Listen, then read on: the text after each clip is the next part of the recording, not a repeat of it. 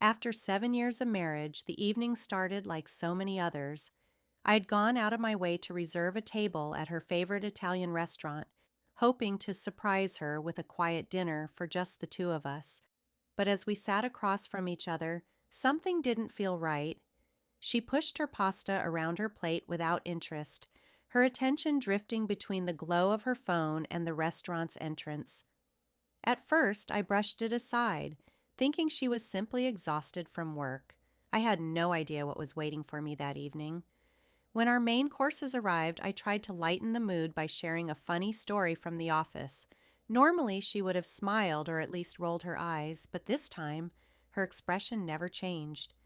She kept staring at her plate as though it belonged to someone else. Worry slowly settled over me, and I gently asked if everything was okay.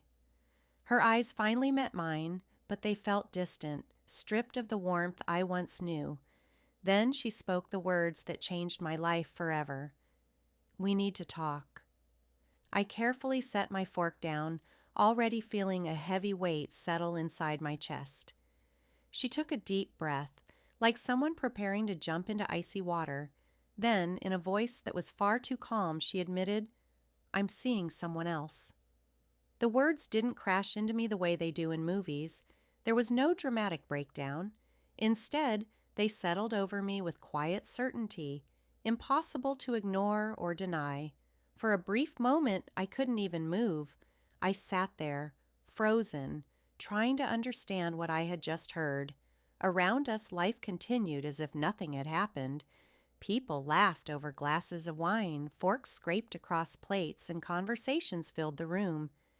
Meanwhile, our world was falling apart in complete silence, unnoticed by everyone around us. I reached for my glass, took a slow sip, and quietly said, "Thank you for telling me." That was all I could manage. My calm reaction seemed to surprise her.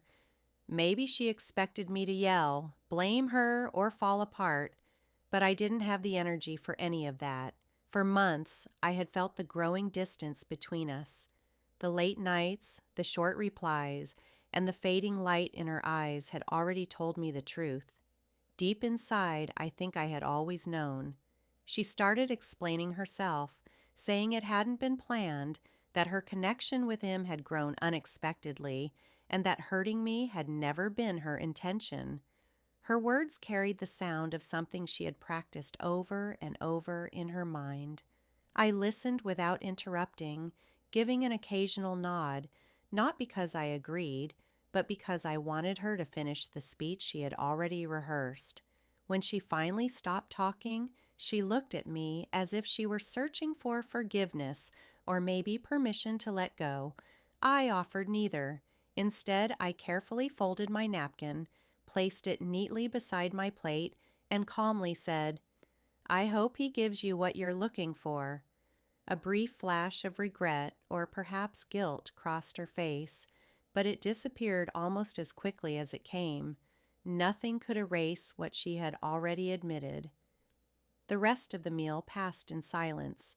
When the bill arrived, I paid without saying another word. Outside the restaurant, she hesitated before asking if I would be okay driving home alone.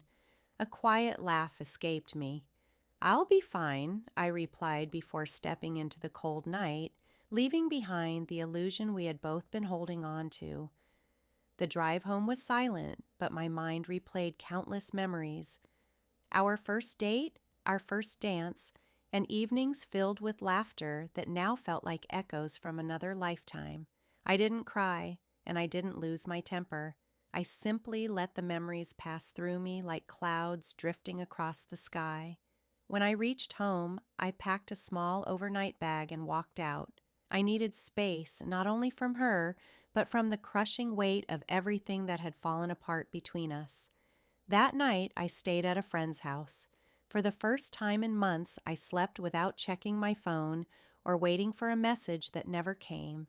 Over the next few days, I chose silence. I didn't contact her. She sent several messages, but I never replied. There was nothing left to say. She had made her decision, and I had made mine. 2 weeks later, I filed for separation. She didn't argue, didn't protest, and didn't even seem shocked. Maybe she felt relieved.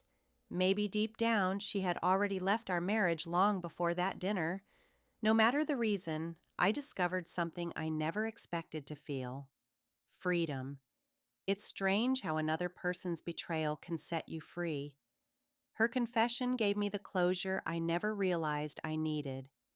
Now, every morning, I wake feeling lighter, breathing more easily, no longer tied to someone who couldn't appreciate what we once shared. Looking back on that night, I don't regret how I handled it. I gave her no shouting, no dramatic scene, only the truth. In that quiet composure, I found my strength. And in her honesty, no matter how painful it was, I found my closure.